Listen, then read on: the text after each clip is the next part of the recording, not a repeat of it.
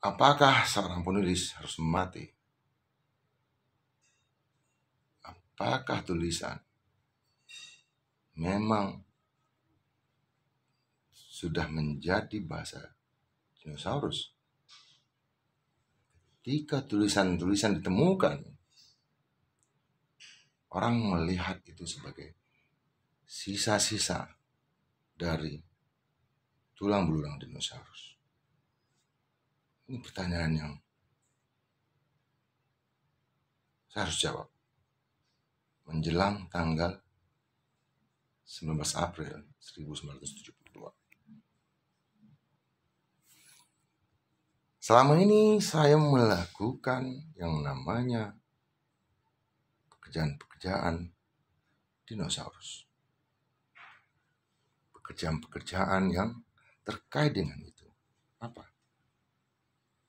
Buku.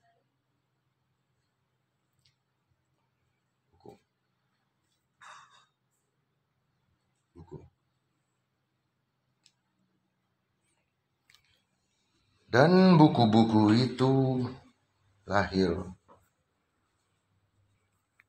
sebuah proses yang sangat panjang. Dari sebuah proses yang lama. Dari sebuah ketekunan yang bertahun. Karena hanya satu alasan. Karena saya lahir, besar, sampai menempuh pendidikan universitas adalah seorang laki-laki yang gagah.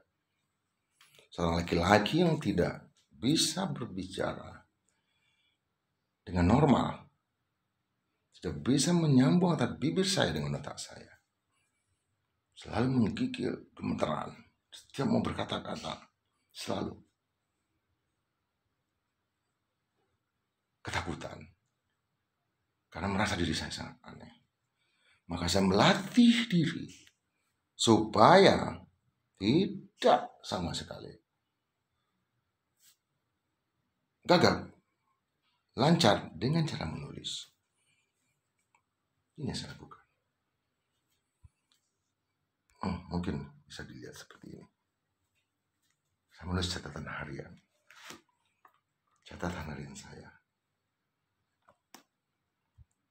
Saya menulis catatan harian.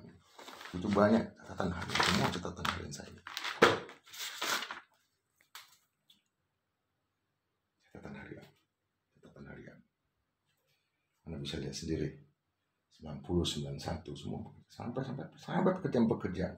Awal-awal di CSIS juga di sini. Saya tulis ini. Apa yang saya tulisan ini. Apa yang di ruteng semua saya catat.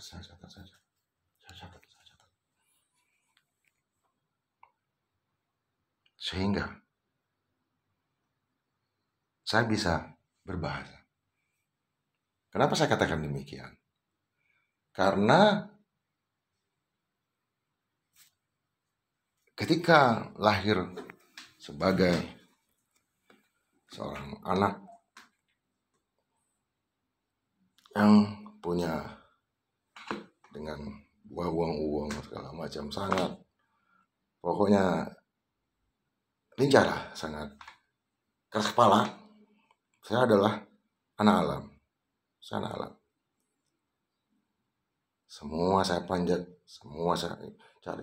Gunung nggak ada yang tinggi, lurah nggak ada yang dalam, sungai nggak ada yang arusnya kencang, laut saya renangi semua. Saya anak alam, saya menyatu dengan alam, menyatu dengan kehidupan alam. Dan buku-buku yang saya baca pertama kali di rumah nenek saya tinggalkan oleh itu adalah buku-buku terkait dengan buku-buku fisika, kimia, teknologi, termasuk juga ruang angkasa. Lalu habis itu saya berpindah ke komik. Kemampuan saya di bidang bahasa sangat lemah. Karena tapi kemampuan saya di bidang matematika, di bidang yang lain itu boleh dibilang lulusan sekolah. bisa dilihat di nilai-nilai saya, bahasa saya sangat. Nampak bahasa saya juga sangat sulit karena saya tinggal cenderung sebatang sendirian sejak kecil. Saya selalu ditinggal dengan nenek-nenek, jadi saya nggak bisa berkomunikasi dengan siapapun, jarang orang ada. Dengan nenek, ketemu ibu cuma sekali sebulan, dan kehidupan saya adalah dengan alat memancing segala macam, pagi petang segala, pokoknya tidak ada yang berkomunikasi dengan orang.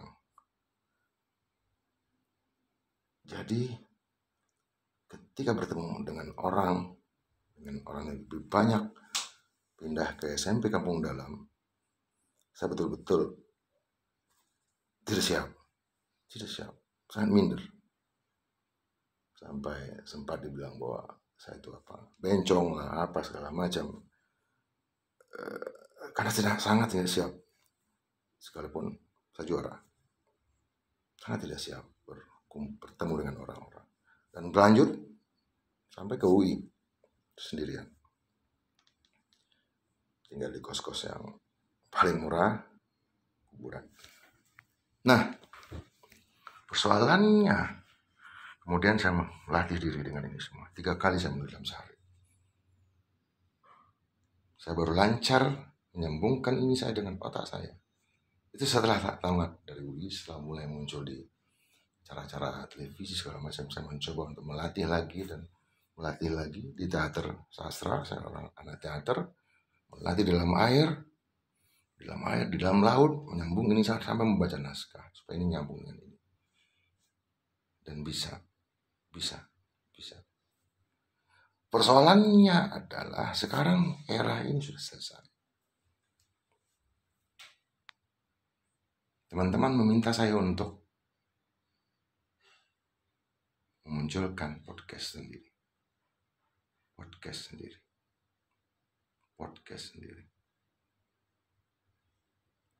Artinya ketika podcast muncul, maka seorang Indra J. Piliang itu adalah seorang aktor yang memang saya di teater, anak teater UI,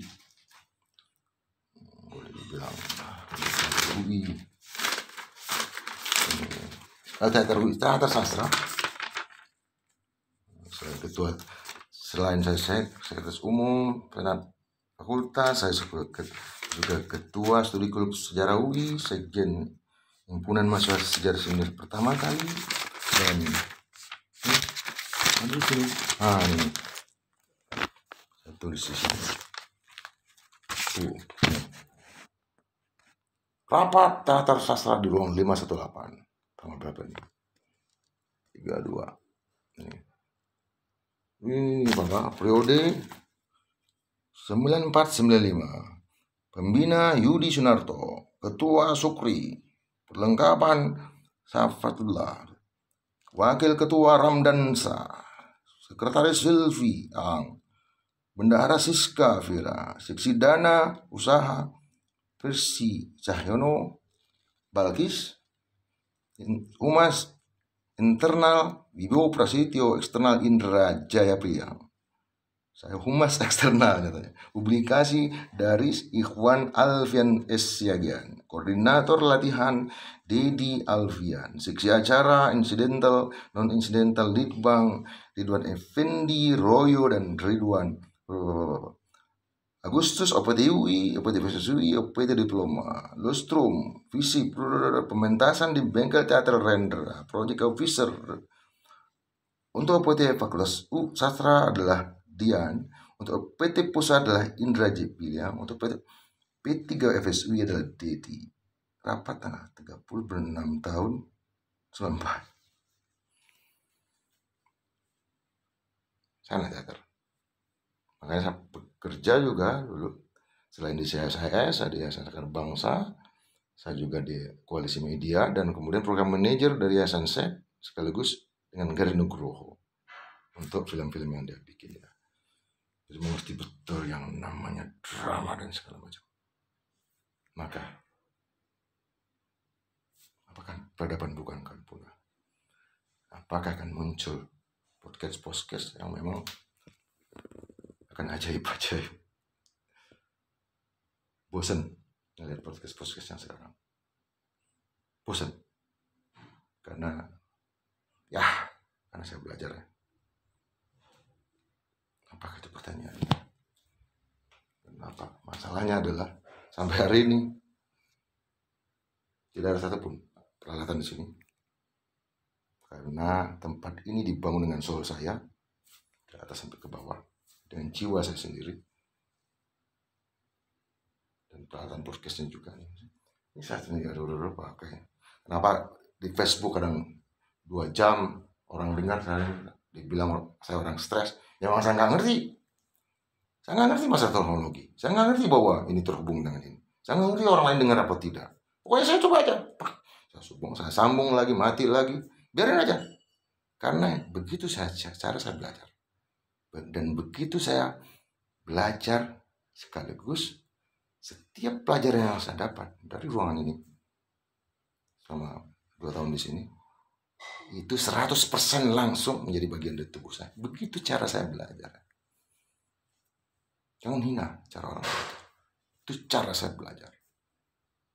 Kalau saya menghancurkan, pasti saya membuat sesuatu. Apa? Dan sekarang udah tersistematisasi. Nggak tahu apakah hari ini saya akan langsung jalan kaki ke Glodok, membeli peralatan.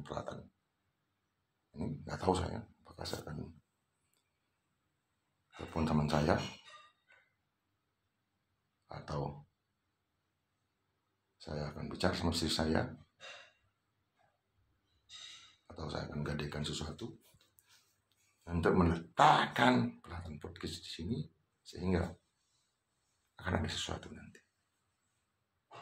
Akan ada sesuatu. Tapi tunggu. Sesuatu yang besar itu yang tidak megah akan muncul pada tanggal 19 April 2021. Siap?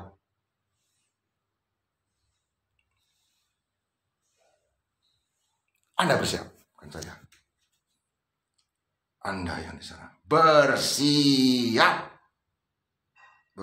Dan jangan sekali-sekali tidak siap. Lebih baik kita membombardir yang namanya media sosial dengan produk kita sendiri daripada kita yang dibombardir produk orang lain. Terima kasih. Apakah ini akan jadi dinosaurus? Tidak. Ada caranya supaya ini nanti menjadi cerita dengan jejaring yang luar biasa. Terima kasih. Selamat pagi, salam sejahtera. Assalamualaikum warahmatullahi wabarakatuh. Tadi udah dilarang supaya nggak ada suara-suara. Rupanya katakan juga. Oke.